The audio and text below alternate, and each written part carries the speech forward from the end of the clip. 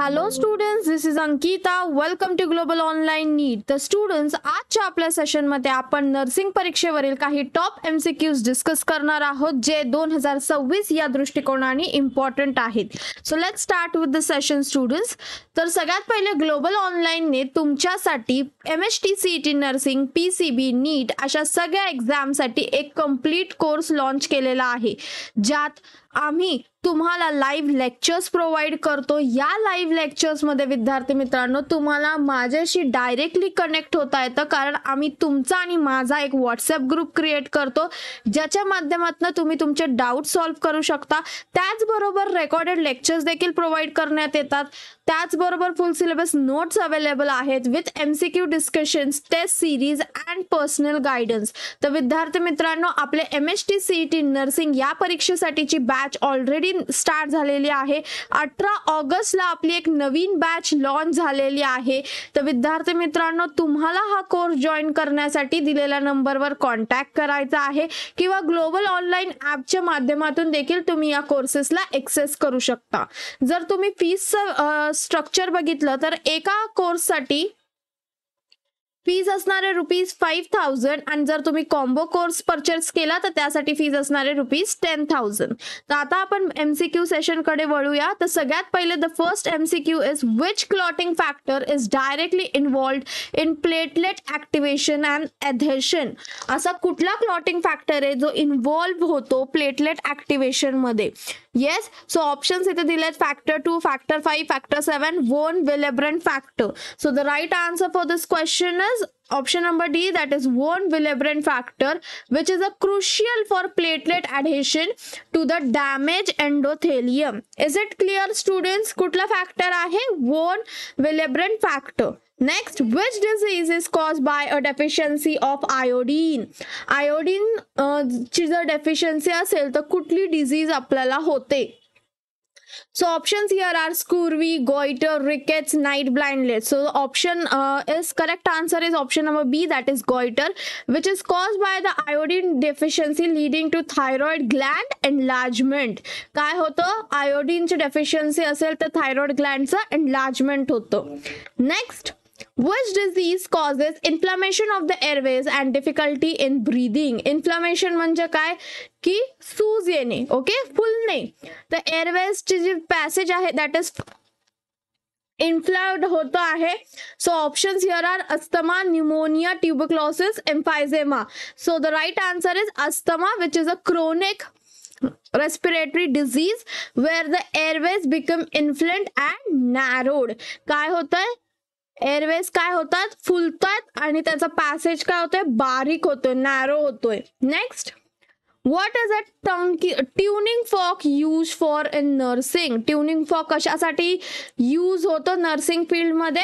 So it is for hearing test. Okay, option number A is your right answer because it is used for hearing loss by producing vibrations that help determine the type and degree of hearing impairment. Is it clear? Next, what is the main function of a resuscitation bag, that is MU bag? So options here are delivering oxygen, providing manual ventilation, measuring blood pressure, cleaning wounds. So the right answer is option number B, that is providing manual ventilation. This MU bag is used for manual ventilation during emergencies.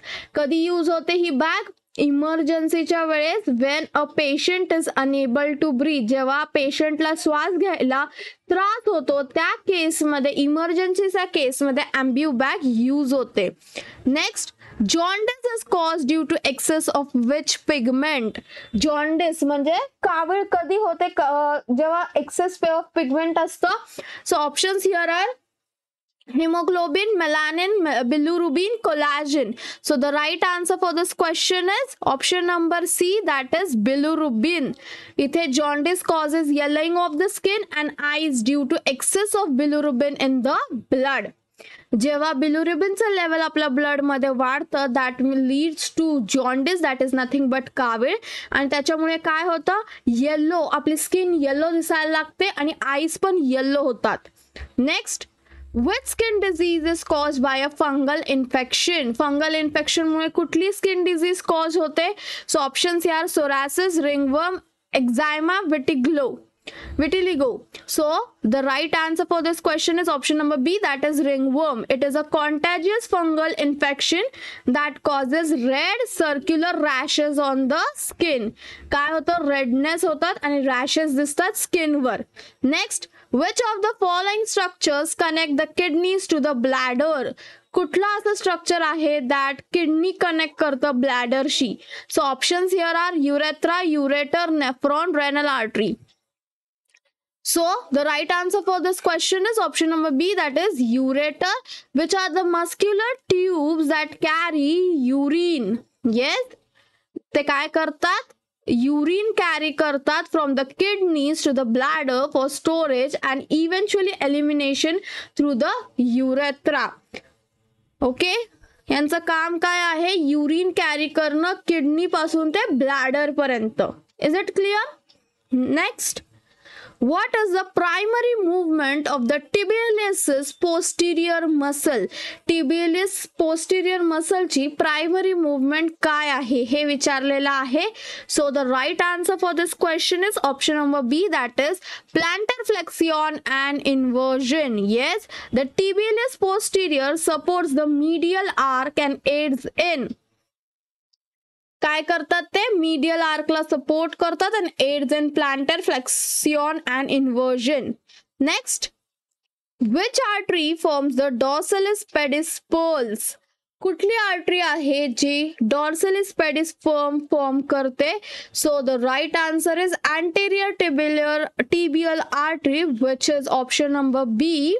Yes, that is palpable on the dorsum of the foot. So here we complete with the MCQ students. I hope तुम्हाला सगळे MCQs clear झाले असतील, which are important as per the 2026 point of view. Okay?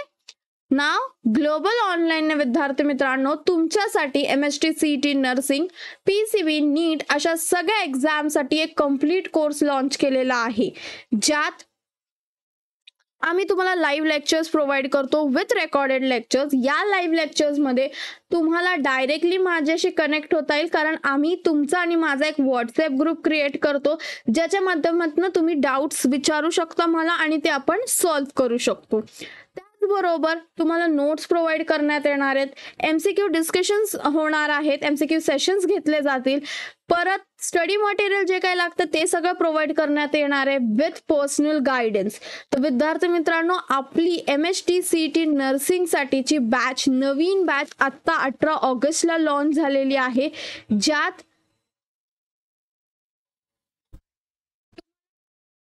Content मिळणार आहे. तर या कोर्ससाठी जर तुम्ही फीज बघाल तर जर तुम्ही सिंगल कोर्स एका कोर्ससाठी बघत असाल तर त्यासाठी फीज असणार आहे ₹5,000. बट जर तुम्ही कॉम्बो कोर्सचा विचार करत असाल तर त्यासाठी फीज असणार आहे 10,000. तर आता तुम्हाला हा कोर्स जॉईन करण्यासाठी दिलेल्या नंबर्सवर कॉन्टॅक्ट करायचा आहे किंवा ग्लोबल ऑनलाईन ॲपच्या माध्यमातून देखील तुम्ही या कोर्सेसला ॲक्सेस करू शकता. तर आता आपण बघूया की ग्लोबल ऑनलाईन ॲपच्या माध्यमातून कशा प्रकारे ॲक्सेस करता येईल. तर सगळ्यात पहिले आपल्याला प्ले स्टोअरला जाऊन ग्लोबल ऑनलाईन ॲप असं सर्च करायचं आहे. जेव्हा तुम्ही ग्लोबल ऑनलाईन असं सर्च कराल तुम्हाला जीचा आयकन दिसेल, त्या आयकनवर क्लिक करून तो ॲप डाउनलोड करायचा आहे आणि मग ओपन करून तुमचं नाव आणि मोबाईल नंबर टाकून स्वतःला रजिस्टर करायचंय.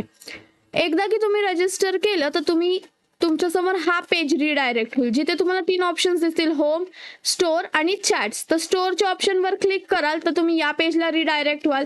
जेव्हा तुम्ही या पेजला रिडायरेक्ट व्हाल इथे वरती तुम्ही सर्च बार दिसेल, जिथे तुम्हाला हवा तो कोर्स तुम्ही सर्च करू शकता. जर तुम्ही नर्सिंग कोर्ससाठी बघत असाल तर नर्सिंग टाईप करा, PCB साठी बघत असाल तर PCB टाईप करा किंवा नीट साठी बघत असाल तर नीट टाईप करा. तर अशा पद्धतीने या कोर्सच्या माध्यमातून तुम्ही या कोर्सेसला ऍक्सेस करू शकता. तर अशा पद्धतीने आपण ग्लोबल ऑनलाईन ॲपच्या माध्यमातून या कोर्सेसला ऍक्सेस करू शकतो. तर विद्यार्थी मित्रांनो, जर तुम्हाला माझा व्हिडिओ आवडला असेल तर माझ्या व्हिडिओला लाईक करा. त्याचबरोबर जर तुम्ही